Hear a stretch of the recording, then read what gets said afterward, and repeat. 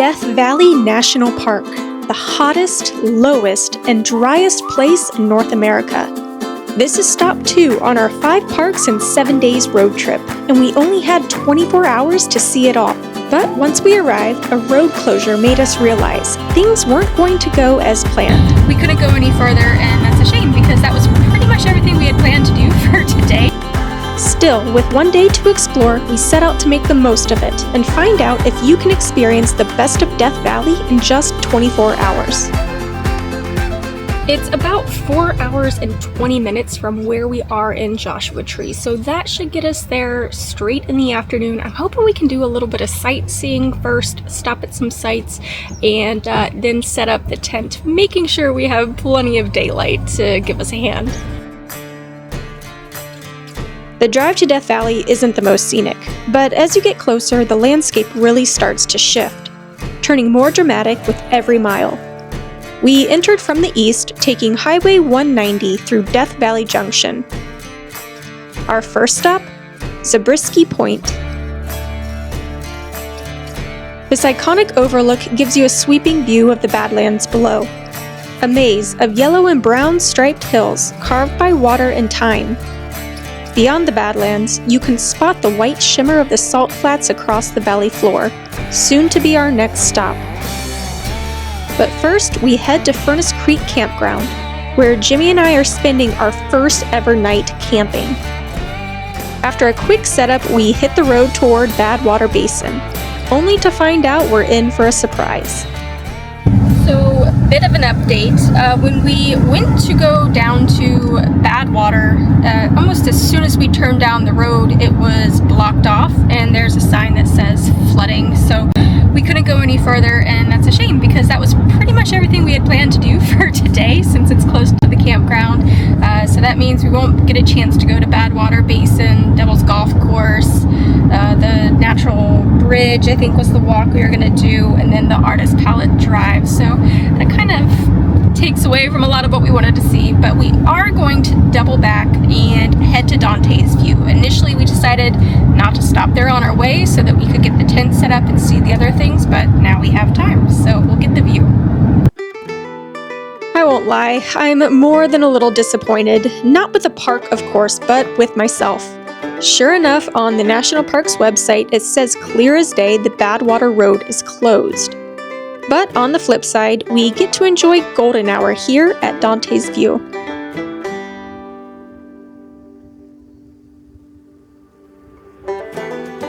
From the viewpoint parking area, you can head north or south along Dante's Ridge. To the south, just beyond Dante's View, is a short, rocky trail, descending to a lookout with panoramic views of Badwater Basin and the Panamint Range. And yes, you even get 5G signal from here. From the parking lot, you can also head north. It's a half mile to the first summit. Just watch your step. The trail is covered in loose volcanic rock, and it drops off steeply in places. But the panorama is absolutely worth it.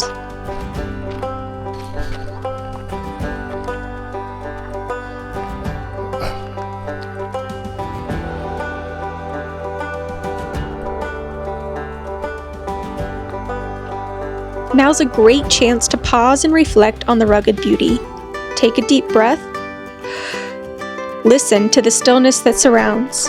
It's moments like these that make me appreciate our national parks the most. And for those looking for a longer hike, you can continue along the path for 3.5 miles to Mount Perry.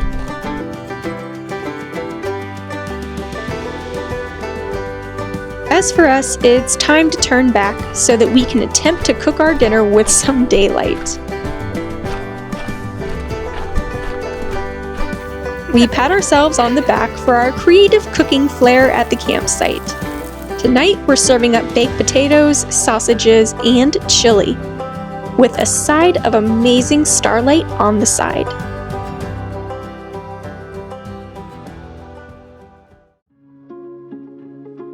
After packing up in the morning, we head to our final stop in our 24-hour tour, the Mesquite Flat Sand Dunes. Even though we're here during a cooler season, I'm still glad we decided to come first thing in the morning. as it really starts to warm up. Here, you can test your mettle as your feet sink into the cool morning sand. There's no trail to follow here, just faint footprints from past visitors as you undulate up and down the dunes. It feels like you're transported to another continent. Jimmy has his eyes set on summiting the tallest dune in sight. But the desert can play tricks on you, as it's always further and steeper than it looks. Don't be fooled by the size. I'm not even near the top yet. One thing I love about my husband is that he will always push himself to new heights, and me right along with him. This morning ended up being my favorite of our visit. That was worth a view, yeah. It's freeing to just let go and burn off some energy on the dunes. Plus, you never know what you might find. It's a slow walk along the ridgeline back to the car park, but an enjoyable one as the sun begins to warm the sand all around. We return to the car with a renewed sense of spirit and a shocking amount of sand that we'll be finding for days to come. Our short trip to Death Valley has taught us a few things. First, always check for updates on the park's website or app. Even the most popular sites can be closed.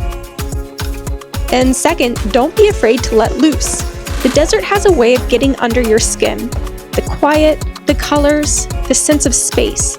It's the kind of place that stays with you long after you've brushed off the sand. From the lowest point in North America, we're hopping across the Sierra Nevadas to stand among some of the tallest trees on Earth. Next up at Sequoia National Park.